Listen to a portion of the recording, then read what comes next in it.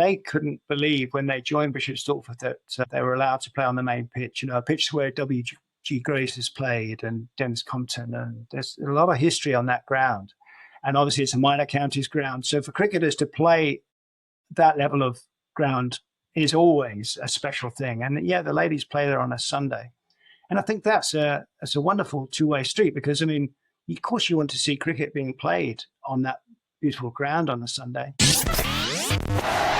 This episode is supported by the Bishop Stortford community newsletter. There's so much happening in town, it's hard to keep up. New businesses opening, community events, local stories, and opportunities for all of us to get involved and make Bishop Stortford a great place to live. That's why we created a free weekly newsletter that brings together the best at Bishop Stortford in one place. There's no endless scrolling of hunting through Facebook groups, just the stories, events, and local updates that matter. If you'd like to stay connected to what's happening in Bishop Stortford, sign up using the link in the show notes. Okay, back to the episode. Welcome to the Bishop Stortford Community Podcast, the show where we shine a light on the incredible businesses, community leaders, and local legends shaping our town. I'm your host, James O'Donnell, and today we are joined by Joe. Joe, welcome to the podcast. Thank you. It's great to be here. Joe, for those of us who don't know you yet, who are you and what do you do here in Bishop Stortford? Yeah, I'm Joe Clune. I currently I sort of run the junior girls section of the cricket club. We formed the junior girls section about 10 years ago now. And I'm now actively involved in both the girls, but also the women as we're expanding the women and girls section of the cricket club. So that is, as I'm finding myself doing less and less work that brings in money, I'm finding myself doing more and more to sort of help that with a team of great people all around us that are part of that group. Fantastic. How many women, girls do you have at the moment at the club that's playing, training? Yeah, so the girls section now has grown. We started off with 20 girls playing almost all the age groups. we had to really mix and match to survive, but it was really successful early days. Now we've grown to over 100 girls. And I think one of the key successes is we're seeing more girls joining, like we have All-Stars on a Friday night, and that's for the 5 to 8 year olds. So we're seeing more girls joining at that age, which is fantastic. Mm-hmm. It used to be that we were getting a lot of girls joining from the age of 11. But the earlier, of course, like all sports, the earlier people can start, the better. And so, yeah, we're well over 100 girls now. And the women's section, inevitably, there's a bit of a sort of flow from the girls section into the women's sections. So we have over 20 adult members, but supplemented by the juniors who play in our first and second team ladies teams. So it's thriving. It's definitely thriving. The team was originally established about almost 20 years ago now by sort of previous generations who did a brilliant job. The Broaden family, David Reynolds, who a lot of people will know very well, and Steve Green. Basically, there was a core group of women who were responsible for making it work and were good players, and it was very successful. Got to the highest level of club cricket in the area, and now they've now moved on, had children, got new lives, in fairness to them. So we'd love to find the new generation. We're partly developing it through the junior girls section.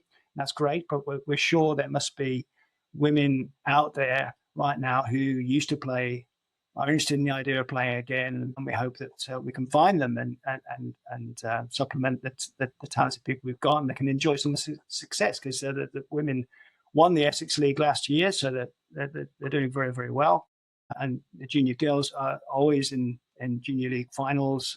We got to the national final for under 19s last year, so it shows you that age group we've got coming through, a strong sort of university-aged group. But yeah, we want to find more players. We want to change the sort of general ethos around Bishop Stortford and the surrounding areas that cricket is very much a women's sport, and it's a sport that anybody can enjoy. Yeah, I've got friends I know that play cricket, and they find it a really social environment that you get together with your team, you go out. It's not like another sport where you might get the odd bruise and from playing it, I'm sure, but it's not that kind of contact type of sport. So it's a lot more social. It's a lot it's great for everybody to come along and get involved. Yeah, and we want it to grow like that. And we have an aspiration to have a softball section as well. So there is a growing number of clubs in the Hertfordshire and Essex area that have women's softball teams. And I've tried and failed previously to get that up and running. I'd be delighted if somebody would be interested in trying to do that. And that in literally is minimal kit. Literally that all you require is the bats and balls that are provided. ECBs have created this entity, and it would be a great supplement to what we've already got, because we've got very competitive sides, and sometimes a 5-ounce leather ball traveling at 60 mile an hour can be quite intimidating, but that's not necessarily what you have to do in cricket. As you say, there are different levels, and we would love to broaden the offering to include more people. And of course, we would love people who might be interested in officiating as well. Umpire scorers are always greatly welcome, and we know that there are plenty of men and women who previously have loved cricket but not necessarily played it, just enjoy being part of it. And I'd love to see more people to see that. You see the cricket club these days, more and more people on benches around the outside of the ground. And I'd stop and talk whenever I can. And it's amazing how often they love to come and watch the cricket but aren't necessarily members. They just love the environment, a 200-year-old ground and the sun shining and the bar perhaps a little bit and everything else that's on the periphery of a game of cricket. Most business owners I speak to say the same thing about AI. We don't know what we don't know. You may be losing hours every week to slow follow-up, repeated admin, and tasks that still depend on you, the business owner. My AI blind spot assessment finds where AI could make the biggest difference to your business. Give me 90 minutes and we may uncover hundreds of hours you could save over the next year. Check out the link in the show notes or drop me a message directly. Okay, back to the show.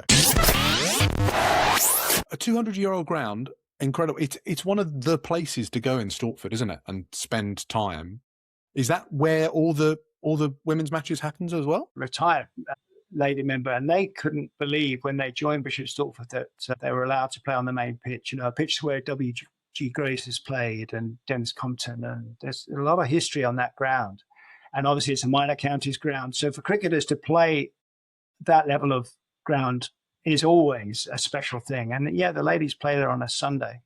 And I think that's a wonderful two-way street, because, of course you want to see cricket being played on that beautiful ground on a Sunday. And there was less and less men's cricket being played on a Sunday. So that was an opportunity for clubs all around the country to increase their, I guess, the membership of the club and use the facilities. So that's been a brilliant asset. And yes, it's a great attraction. There couldn't be a nicer ground in the area. There aren't many nicer grounds in the southeast of England. I've been to some nice ones, but it's a very special place, definitely. The population of Bishop Stortford has almost doubled over the last few years. The amount of new developments there must be new people coming into Stortford that maybe don't even know that you're there. Yeah. And this is a great opportunity, therefore, to fly the flag, come along and see what's going on. If people are listening to this and they're interested in coming along and seeing what it's all about, where's the best place for them to go online and to register or get in contact to have a chat? Yeah, the contact details for me and for Lee O'Toole, who is also the women's manager and a committee member. It's all on our website. Training is on a Tuesday. I wouldn't mind if somebody just decided to walk down and say hello on Tuesday at 6:00 in the evening. They'd be very welcome. They could wander along on a Sunday and obviously watch a game and see, the level and feel, whether it's for them. And obviously they need to be mindful whether they're seeing a first team or a second team game, which obviously slightly different levels. Yeah, and obviously contact me. I am starting to get some of those contacts. I got one the other day as somebody who played previously at university and was looking for a game. And I just, come down on Tuesday. Yeah, great to have you. Find the right level for you, And I can imagine for some people coming back to cricket, if they've had a break, can be a little bit intimidating. I guess just to reassure them that that's not an issue. We've actually got one of our second team is one of the mums of a talented cricketer that I've been coaching for a while now in our junior section, she's just done her A-levels, so she's about to embark on her adult life. And her mum is, really came from nowhere to start playing cricket and now is a regular member of the second team and is a wonderful asset to the club. So, people like that, we're absolutely welcome with open arms. We'll find a place. And as I say, as we broaden membership, we can broaden the number of teams we have. the type of cricket that we can offer to different players. What we'll do is I'll put in the show notes links to the website and your contact details as well. So if there's anybody out there that's listening that wants to get back into cricket or, start again, they can reach out to you and, bolster the numbers. What a fantastic opportunity it is to come and play cricket in such a wonderful space. No, we're very lucky. And of course, it's the Women's T20 World Cup this year.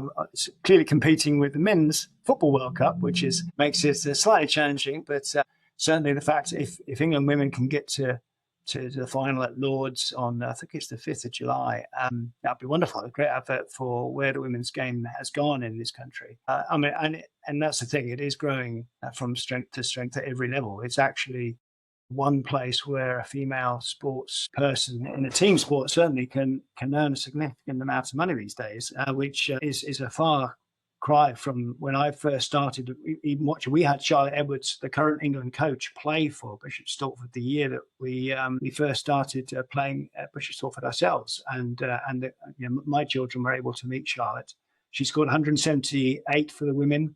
That season was one of the highest scores ever scored on the main ground. And unfortunately, injury curtailed her season with Bishop Stortford. But it shows you, and we've had other very good players come through. Susie Bates, New Zealand former captain, has played at Stortford. So it's and we've entertained when the women have played. We play against some very strong players from time to time along the way. A few have gone through, and we're also delighted people like Bex Tyson now, who's playing for Hampshire.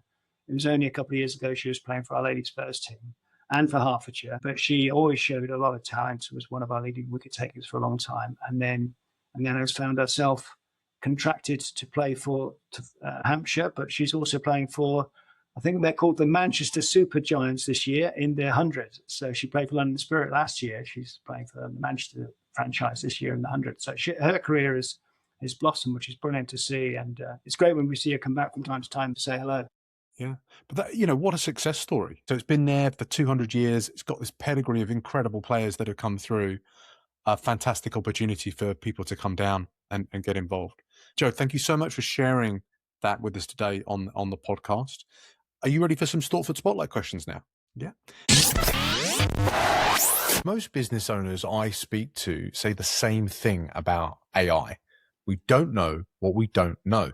You may be losing hours every week to slow follow-up, repeated admin, and tasks that still depend on you, the business owner. My AI blind spot assessment finds where AI could make the biggest difference to your business. Give me 90 minutes and we may uncover hundreds of hours you could save over the next year. Check out the link in the show notes or drop me a message directly. Okay, back to the show. These are 3 super fast questions that we ask every guest that comes onto the Bishop Stortford Community Podcast. First question.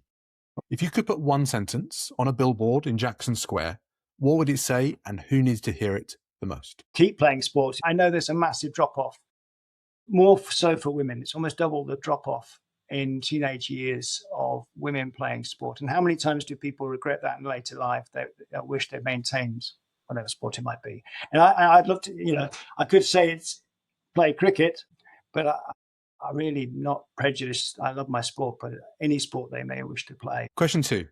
Where do you go in Stortford that you secretly hope never gets too popular? Yeah, it's a really good question. And I guess there's 2 very close together bits of Stortford I really like. One is inevitably the cricket club and the top corner where the old groundsman's hut is, which is